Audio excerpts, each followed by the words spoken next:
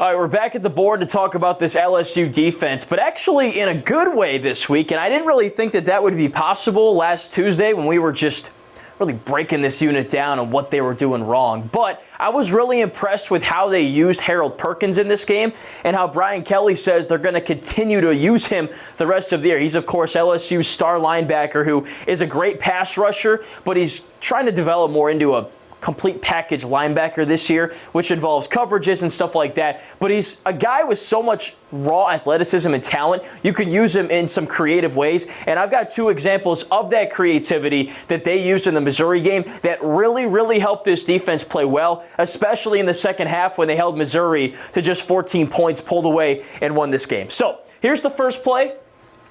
LSU with the X's defensively, Missouri with the O's. I know I sometimes mix those up, so I do apologize. All right, so here's what you got to look at here. It looks like it's a zone blitz from LSU here. They're bringing four guys. They're overloading the left side. There's three rushers, then the linebacker goes. Everybody behind is back into zone coverage. It looks like a cover 2 or a cover 3. So Harold Perkins is right here. He's boxed out for LSU, and then I circled Luther Burden, who is Missouri's star receiver, who they had to shut down to win this game.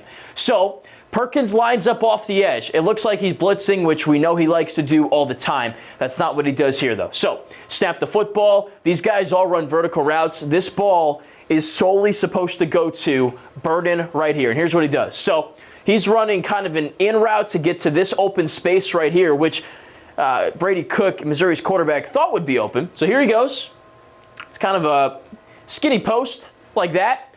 So if Perkins blitzes, he's wide open. There's nobody covering this area. I mean, they drop back this guy, but look at this pocket of space here, right? But what they do is Perkins fakes like he's blitzing, drops back into coverage, turns his head, looks at Burden. He's not there. He covers this area. He man-to-man covers Burden in that space. Cook thinks he's going to be open, so he throws the pass, but it's picked off by Harold Perkins. That was an awesome play. And that's how you use him creatively. You make the defense and the quarterback think he's coming on the blitz right up into your nose, but you drop him back, man him up against their best receiver, and completely eliminate him from the play. And what's even better is that Perkins uses his hands, recognizes where the football is, and picks that pass off right there. That was awesome. That was a game-changing play. Those turnovers, this one specifically, may have been the difference in the game. That was an excellent schematic decision by LSU. Let's go to the next play. Same kind of deal here. So I mixed it up this time. It's the offense with the X's, defense with the O's. So another zone blitz from LSU. They got 3 down linemen that go, and then Penn, the middle linebacker, blitzes as well.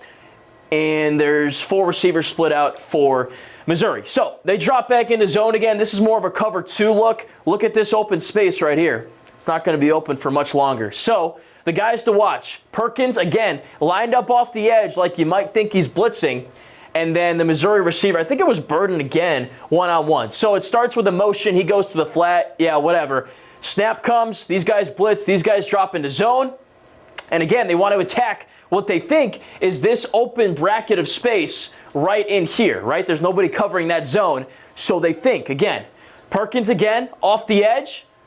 They're trying to attack the middle there. So this guy runs another kind of a skinny post route. And Perkins, once again, drops back. Eyeballs on his eyeballs, follows him, takes him out of the play. This area of space is now covered by Perkins. And Cook goes this way, he goes this way, he's got nowhere to throw the football, he rolls out and throws it out of bounds. So they wanted to attack that area right there on a 3rd down and 7 and get that first down.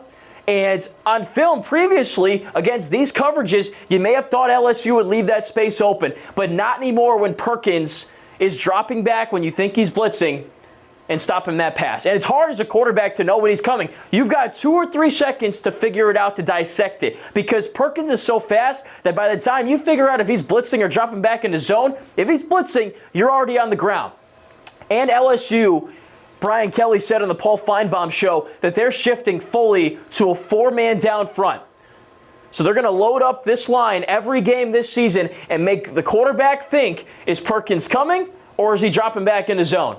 And when he dropped back into zone in this game, it was extremely effective, forced turnovers, and really changed Missouri's offense, especially in the second half. So a great performance from Harold Perkins and the defensive staff making this adjustment, using a very talented player in some very creative ways to make a difference in the football game. We need to see more of that and this the rest of the season for continued improvement.